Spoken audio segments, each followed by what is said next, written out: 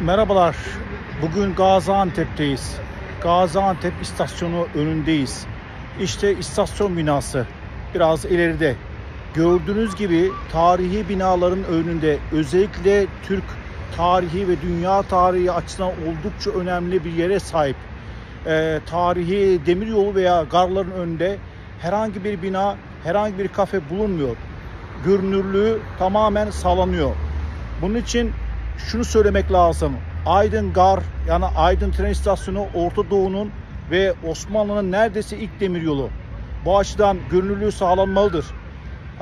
Biliyorsunuz ki Aydınlar hızlı tren ya da başka şeyler konusunda pek talepleri olmuyor. Acaba bunun kent bilinciyle bir eksikliği var mı? Kent bilinci ve yurttaşlık bilinci ancak ve ancak bu tip binaların görünür hale kılmasıyla oluşuyor. Bütün Aydınlı hemşehrilerimize duyurulur. Sevgi ve saygılar.